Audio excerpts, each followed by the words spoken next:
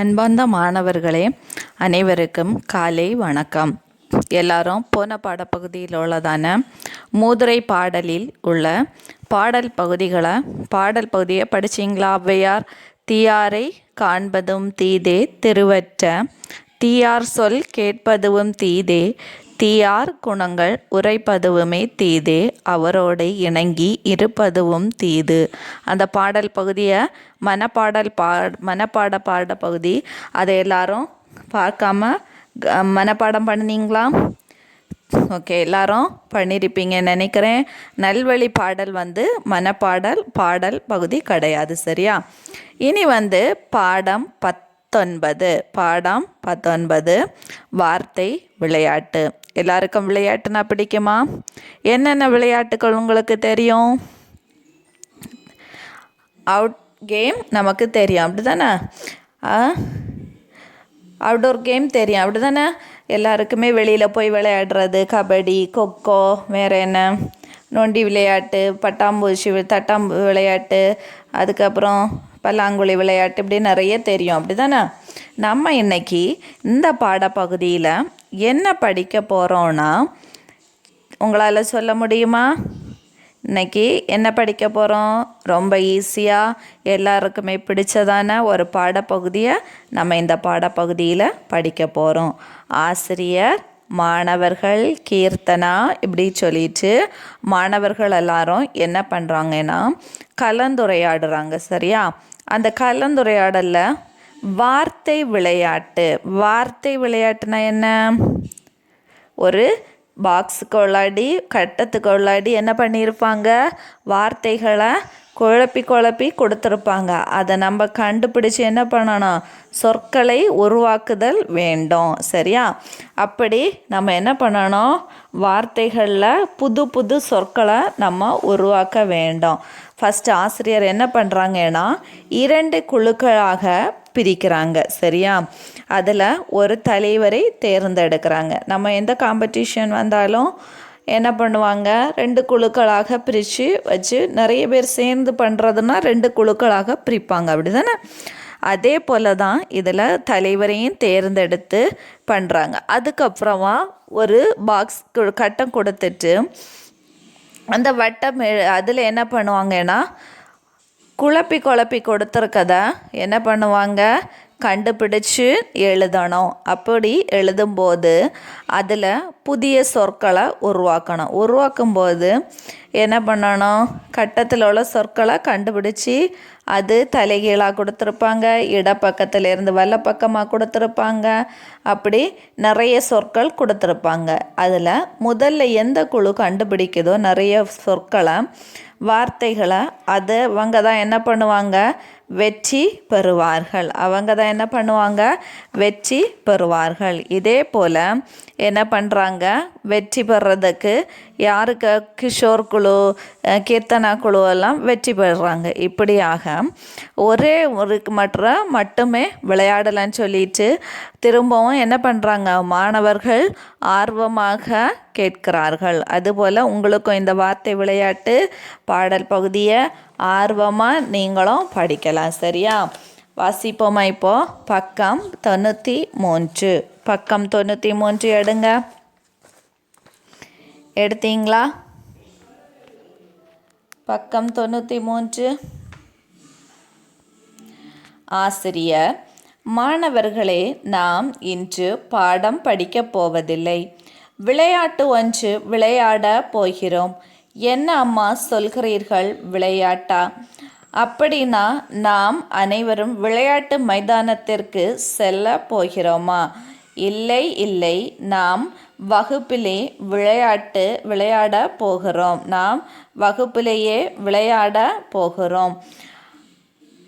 என்ன விளையாட்டு என்று சொல்லுங்கள் அம்மா.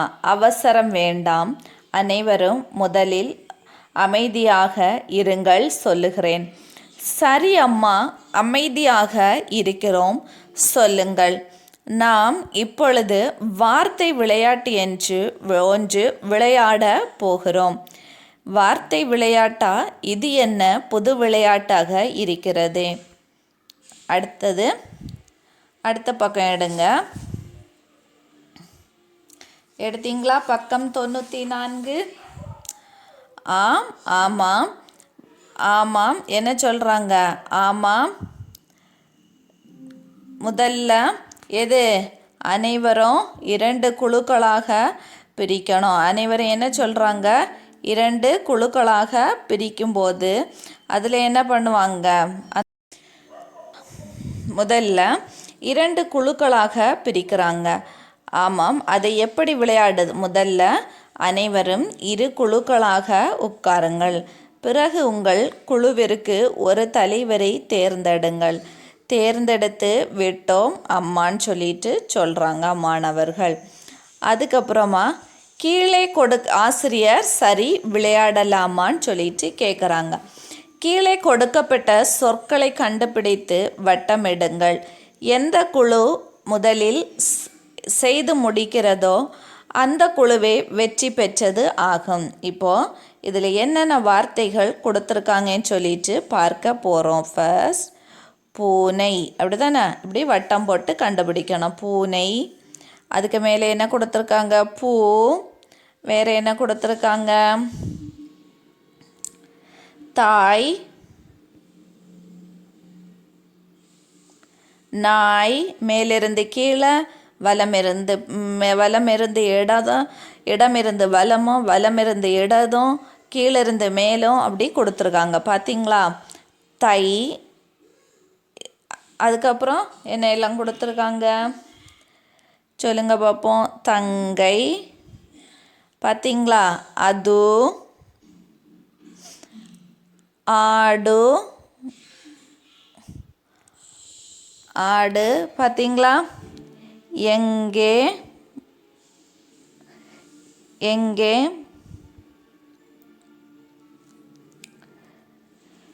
பார்த்தீங்களா? தாய், நாய், தீ, என்ன எல்லாம் கொடுத்துருக்காங்க. பார்த்தீங்களா? என்ன. இப்படி வார்த்தைகளை கண்டுபிடித்து முதல்ல கண்டுபிடிக்கிறவங்களுக்கு என்னது? அந்த குழுவில் உள்ளவங்க என்ன பெற்றாங்க? வெற்றி பெற்றார்கள்னு சொல்லுவாங்க. அவர்களுக்கு என்னது? பாராட்டுகளும் வழங்கப்படுகிறது. அதே போல் தான் நீங்களும் என்ன பண்ணுறீங்க? இந்த வார்த்தைகளை வீட்டில் வைத்து கண்டுபிடிச்சு என்ன பண்ணணும்? அடுத்ததாக கொடுக்கப்பட்டுள்ளதை எழுதணும். சரியா? அம்மா இன்னொரு முறை பக்கம் 95 இன்னொரு முறை விளையாடலாமா? என்ன சொல்கிறா? மாணவர்கள் ரொம்ப என்னது மகிழ்ச்சியாக இந்த விளையாட்டுகளை கண்டுபிடிக்கிறது இருக்கிறதுனால இன்னும் விளையாடலாமான்னு கேட்குறாங்க. சரி விளையாடலாமே என்று மிகவும் பிடித்துள்ளதா உங்களுக்கு? அனைவரும் தயாராக உள்ளீர்களா? ஆம் அம்மா, தயாராகத்தான் இருக்கிறோம். சொல்லுங்கள். கட்டத்தில் உள்ள சொற்களை கண்டுபிடிக்கவும். சொற்கள் மேலிருந்து கீழும் எப்படி கொடுத்துருக்காங்க? மேலிருந்து கீழும் இடப்பக்கமிருந்து வலப்பக்கமும் உள்ளன. கட்டத்தில் மொத்தம் 15 சொற்கள் உள்ளன. இனி வரக்கூடிய கட்டத்தில் எத்தனை சொற்கள் இருக்குதா? 15 சொற்கள் இருக்குது. அதை எந்த குழு முதல்ல கண்டுபிடிக்கிறாங்களோ அவங்க தான் என்னது? வெற்றி பெற்றவர்கள்னு அறிவிக்கிறாங்க. நம்ம இனி இந்த வார்த்தைகளை பார்ப்போமா? நீங்கள் கண்டுபிடிங்க பார்ப்போம். இதில் 15 சொற்கள் கொடுக்கப்பட்டுள்ளது. எத்தனை சொற்கள்? 15 சொற்கள். மேம் கொஞ்சம் தான் உங்களுக்கு சொல்லி கொடுப்பேன். மீதமுள்ளதை நீங்கள் என்ன பண்ணணும்? கண்டுபிடித்து எழுத வேண்டும். சரியா? கண்டுபிடிச்சு எழுதுவீங்களா? கண்டிப்பாக எல்லாரும் கண்டுபிடிச்சு எழுதுவீங்க. படம். இப்படி கட்டத்தில் உள்ளதை கண்டுபிடிச்சு என்ன பண்ணணும்? பின்னாடி எது கொடுத்துருக்காங்க? 15 வரிகள் அப்படியே லைன் கொடுத்துருக்காங்க. அதில் என்ன பண்ணணும்? நீங்கள் எழுதணும். நண்பன் கொடுத்துருக்காங்களா? நண்பன். மேம் 1 or 2 தான் கண்டுபிடிச்சி உங்களுக்கு மாடல் சொல்லி கொடுக்குறேன். மீதமுள்ளதை நீங்கள் தான் கண்டுபிடிக்கணும். யார் முதல்ல கண்டுபிடிச்சி அனுப்புகிறாங்களோ அவங்க தான் என்னது? Good students. ஓகே. கருப்பு. அவங்க தான் நம்ம ஸ்கூல்லையும் எந்த பிள்ளைங்க முதல்ல 15 சொற்களையும் கண்டுபிடித்து அனுப்புகிறாங்களோ அவங்க தான் என்னது? வெற்றி பெற்றவர்கள்னு சொல்லிட்டு ஓகே சொல்லப்படும். ஓகே, நாய் பார்த்தீங்களா? நாய். இன்னும் நிறைய இருக்குது, கண்டுபிடிங்க. போதும், இதுக்கு மேலே மேம் கண்டுபிடிச்சா உங்களுக்கு வேலையே இருக்காது. அதனால் நீங்கள் என்ன பண்ணுங்கள், இதில் இப்படி நிறைய வேர்ட்ஸ் கொடுத்துருக்காங்க, அதை கண்டுபிடிச்சி என்ன பண்ணணும், எழுத வேண்டும். சரியா? இந்த 15லையும் எடுத்து எழுத வேண்டும். சரியா? எழுதி விட்டீர்களா? நல்லது. இப்போது யாரோட அணி வெற்றி பெற்றிருக்கு? கிஷோரோட அணி தான் வெற்றி பெற்றிருக்கு. அம்மா கடைசியாக இன்னும் ஒரு முறை விளையாடலாமா சொல்லிட்டு கேட்குறாங்க. மாணவர்களே, விளையாட்டு போதுமா? எப்படி இருக்கிறது? நன்றாக இருக்கிறது. இன்னும் வேண்டும் என்று தோன்றுகிறது அம்மா. போதும் போதும், வகுப்பு முடிந்து விட்டது. அடுத்த வகுப்பில் என்ன பண்ணலாம்? கண்டிப்பாக விளையாடலாம். சரி அம்மா, நன்றி. நன்றி மாணவர்களேன்னு சொல்லிட்டு என்ன பண்ணுறாங்க, ஆசிரியர் சொல்கிறாங்க. அதுக்கப்புறமா என்ன கொடுத்துருக்காங்கன்னா, புதிய சொற்களை உருவாக்குகன்னு சொல்லிட்டு கொடுத்துருக்காங்க. இப்போது இதில் என்ன கொடுத்துருக்காங்கன்னா, சூ கொடுத்துருக்காங்க, அப்படி தானே? இந்த சூவை வைத்து நமக்கு இங்கே சுற்றி இர், டா, லி, வா, டு, இம், ரா, கா எல்லாம் கொடுத்துருக்காங்க, அப்படி தானே? இந்த புதிய சொற்களை இந்த சூவை வச்சு நம்ம இந்த கொடுத்துருக்காங்கல்ல வெளியில் உள்ள சர்க்கிளில் அதையெல்லாம் சேர்த்து ஒரு சொற்களை நம்ம என்ன பண்ணணும், உருவாக்க வேண்டும். ஓகே, சு, டா, இர், சுடர். ஃபர்ஸ்ட் உள்ளது என்னது? சுடர். சு, டா, இர், சுடர். ஃபர்ஸ்ட் உள்ளது என்னது? சுடர். ஓகே, இதே போல் நீங்கள் கண்டுபிடிக்கணும். அடுத்தது என்ன எழுதலாம்? சுகம். சுகா இம். சுகம்னு ஒரு வேர்டு இருக்கா? தெரியும், அப்படி தானே? சு ஹா இம், சுகம் சொல்லிட்டு. அடுத்தது என்ன கண்டுபிடிக்கலாம்? சுளி. சுளி கேள்விப்பட்டிருக்கீங்களா? சுளி, சு, லி, சுளி. அடுத்தது என்னது?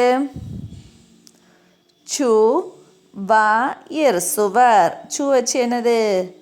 அதுக்கப்புறமா சு, வா, இர், சுவர். நம்பர் 5. சு, டு, சுடு. சு, டு, சுடு. இப்படி என்ன பண்ணலாம், வார்த்தைகளை வச்சு புதிய ஒரு சூவை வைத்து அவுட்டில் கொடுத்துருக்கதான அந்த லெட்டர்ஸை வச்சு நம்ம என்ன பண்ணுறோம், ஒரு வார்த்தைகளை நம்ம என்ன பண்ணி விட்டோம், உருவாக்கி விட்டோம். இதே போல் தான் என்ன பண்ணணும், இந்த வார்த்தைகளை நம்ம என்ன பண்ணணும், உருவாக்கி எழுத வேண்டும். அதுக்கப்புறமா நிறைவு செய்கைன்னு ஒன்று கொடுத்துருக்காங்க. இக்கு ப்ளஸ் ஓ சமம் என்னது வரும் சொல்லுங்கள்? இக்கு ப்ளஸ் ஓ சமம் கோ, அப்படி தானே? அப்போது இதில் என்ன வரும்? இக்கு ப்ளஸ் ஓ சமம் கோ. இது நீங்கள் தான் எழுதணும். அடுத்ததும் நீங்கள் தான் எழுதணும். இக்கு ப்ளஸ் ஓ சமம் கோ. இதை என்ன பண்ணணும், கண்டிப்பாக எல்லோரும் படித்து இருக்க வேண்டும். சரியா? அதுக்கப்புறமா இந்த பாடப்பகுதியில் உனக்கு தெரிந்த விளையாட்டுகளின் படங்களை ஒட்டி பெயர்களை எழுதுகன்னு கொடுத்துருக்காங்க. அதுவும் நீங்கள் எழுத வேண்டும். சரியா? அதுக்கப்புறமா உனக்கு பிடித்த விளையாட்டுக்களை பற்றி ஆசிரியரிடம் கலந்துரையாடுக கொடுத்துருக்காங்க. அதுவும் நீங்கள் என்ன பண்ணணும், எழுத வேண்டும். அதுக்கப்புறமா ஆசிரியர் என்ன விளையாட்டு கற்றுக் கொடுத்தார்? விடை தருகையில் என்ன கொடுத்துருக்கு? ஆசிரியர் என்ன விளையாட்டு கற்றுக் கொடுத்தார்? ஆசிரியர் என்ன விளையாட்டு கற்றுக் கொடுத்தார்? ஆசிரியர் வார்த்தை விளையாட்டு கற்றுக் கொடுத்தார். ஆசிரியர் என்ன விளையாட்டு கற்றுக் கொடுத்தார்? ஆசிரியர் வார்த்தை விளையாட்டு கற்றுக் கொடுத்தார். மாணவர்கள் எங்கு விளையாடினார்கள்? மாணவர்கள் வகுப்பறையில் விளையாடினார்கள். மாணவர்கள் எங்கு விளையாடினார்களாம்மா? வீட்டில் விளையாடினாங்களா, இல்லை மைதானத்தில் விளையாடினாங்களா? வகுப்பு அறையில். வார்த்தை விளையாட்டு உனக்கு பிடிக்குமா? ஆம், வார்த்தை விளையாட்டு எனக்கு மிகவும் பிடிக்கும் சொல்லிட்டு இந்த கொஸ்டின்ஸ் கொடுத்துருக்காங்க. ஓகே, எல்லாருக்கும் இந்த பாடம் புரிஞ்சிருக்கோன்னு நினைக்கிறேன். புரியாதவங்க என்ன பண்ணலாம், மேம்டத்தில் கேட்கலாம். சரியா? எல்லாருக்கும் இந்த பாடப்பகுதியில் இந்த எக்ஸசைஸ் எல்லாவற்றையும் நீங்கள் என்ன பண்ணணும், கம்ப்ளீட் பண்ணணும். அப்படி கம்ப்ளீட் பண்ணாதவங்க எல்லாம் என்ன பண்ணணும், கண்டிப்பாக அதை கம்ப்ளீட் பண்ணி என்ன பண்ணணும், மேமோட நம்பருக்கு என்ன பண்ணணும், அனுப்பி விட வேண்டும். Okay, thank you students.